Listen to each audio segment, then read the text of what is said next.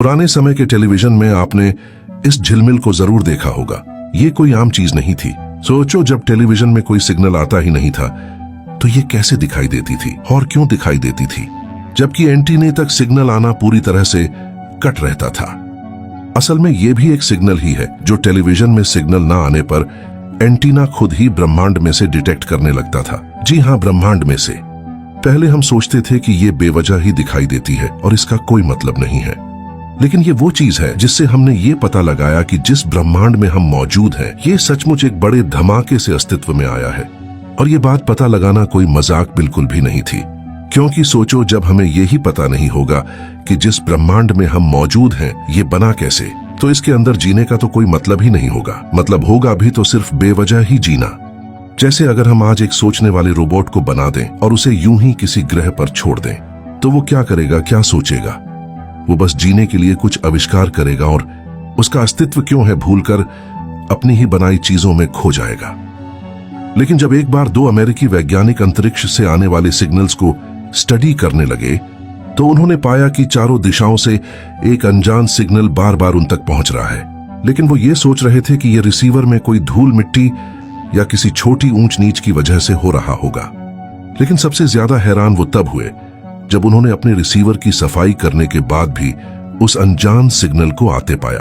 और क्योंकि वो अंतरिक्ष वैज्ञानिक थे, तो वो ये जल्द ही समझ गए कि ये सिग्नल रिसीवर में किसी खामी की वजह से नहीं, बल्कि एक्चुअल में बाहर से हम तक पहुंच रहा है। तो उन्होंने रॉबर्ट डीके, जो उस वक्त के प्रसिद्ध अंतरिक्ष वैज्ञानिक थे, उन तक ये जानकारी पहुंचाई। जो उस वक्त बिग बैंग मतलब ब्रह्मांड एक बड़े धमाके से ही अस्तित्व में आया था, इस बात को साबित करने में ही लगे थे। तो रॉबर्ट डीके इस जानकारी को सुनते ही सोचने लगे कि कहीं वो सिग्नल बिग बैंग से तो जुड़ा नहीं है, क्योंकि वो इसी पर काम कर रहे थे जिससे उनके दिमाग में सबसे पहले यही बात आई। लेकिन रॉबर्ट डीके पूरा कंफर्म नहीं थे, जिससे उन्होंने अलग अलग रेडियो टेलीस्कोप से इस सिग्नल को परखने का सोचा। और उन्होंने भी पाया कि सभी सिग्नल्स के पीछे एक हल्का सिग्नल एक्चुअल में आ रहा है। और जब उन्होंने सभी रेडियो टेलीस्कोप के बाद एक नॉर्मल सेंसिटिव एंटीना का इस्तेमाल किया, तो वो दंग रह गए ये देख के कि एक नॉर्मल सेंसिटिव एंटीना भी इसे डिटेक्ट कर पा रहा था, जिसका सबूत टेलीविजन में दिखने वाली ये झिलमिल दे रही थी। और रॉबर्ट डीके तभी समझ गए कि ये रेडिएशन सिग्नल जो भी है, ये पूरे ब्रह्मांड में ही मौजूद है, जिससे एक नॉर्मल सेंसिटिव एंटीना भी इसे डिटेक्ट कर पा रहा है। और चारों दिशाओं में कोई चीज समान रूप से तभी फैल सकती है जब वो किसी चीज या धमाके द्वारा एक साथ चारों दिशाओं में फैली हो।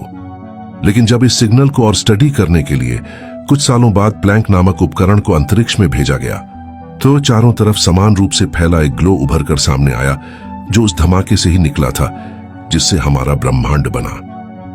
और जब उस ग्लो के फोटोन हमने डिटेक्ट किए, मतलब लाइट डिटेक्ट की, तो उनकी लो वेवलेंथ को स्टडी करके सामने आया कि ये लगभग उस समय से ही ट्रैवल कर रहे हैं जिस समय हमने बिग बैंग मतलब इस ब्रह्मांड के जन्म का अनुमान लगाया है। जिससे रॉबर्ट डीके 100% कंफर्म हो गए कि ये सिग्नल रेडिएशन बिग बैंग से ही निकली थी, जिसे हमने कॉस्मिक माइक्रोवेव बैकग्राउंड रेडिएशन नाम दिया। हालांकि इस कॉस्मिक माइक्रोवेव बैकग्राउंड रेडिएशन से पहले भी हमने ब्रह्मांड के फैलाव को स्टडी करके बिग बैंग होने का अनुमान लगा लिया था। लेकिन तब हम बिग बैंग को प्रूव नहीं कर पाए थे, जिससे दुनिया मानने को तैयार ही नहीं थी कि ये ब्रह्मांड एक धमाके से ही अस्तित्व में आया होगा। लेकिन बिग बैंग को साबित करने के बाद कुछ वैज्ञानिकों ने सवाल उठाए कि इस बिग बैंग से पहले क्या था जिसकी वजह से ये ब्रह्मांड अस्तित्व में आया। और सच बताऊं तो इसके बारे में आज भी हमारे पास कोई पुख्ता जानकारी मौजूद नहीं है। लेकिन अगर वाकई में मल्टीवर्स यानी दूसरे ब्रह्मांड भी मौजूद हैं, तो बिग बैंग से पहले दूसरे ब्रह्मांड ही मौजूद होंगे, क्योंकि जिस बिग बैंग की हमने बात की उससे सिर्फ हमारा ब्रह्मांड अस्तित्व में आया, दूसरे ब्रह्मांड नहीं। तो यकीनन हमारे ब्रह्मांड से पहले अन्य ब्रह्मांड अस्तित्व में होंगे। लेकिन फिर भी हमारा ब्रह्मांड क्यों अस्तित्व में आ गया, इसकी आज भी हमारे पास कोई पुख्ता जानकारी मौजूद नहीं है, और होगी भी कैसे, क्योंकि हम तब की खोज करने में लगे हैं जब किसी चीज का अस्तित्व था ही नहीं। और अगर कुछ वजूद में था भी जिसकी वजह से हमारा ये ब्रह्मांड वजूद में आया, तो वो सब कुछ ऐसे मैटर का बना होगा जिससे हमारे ब्रह्मांड के सभी प्रकार के मैटर भी इंटरेक्ट ना कर पाते हों, क्योंकि वो कुछ और ही होगा। और अगर आपको ऐसी ही वीडियोस और भी देखनी है तो इस पेज को फॉलो जरूर करना।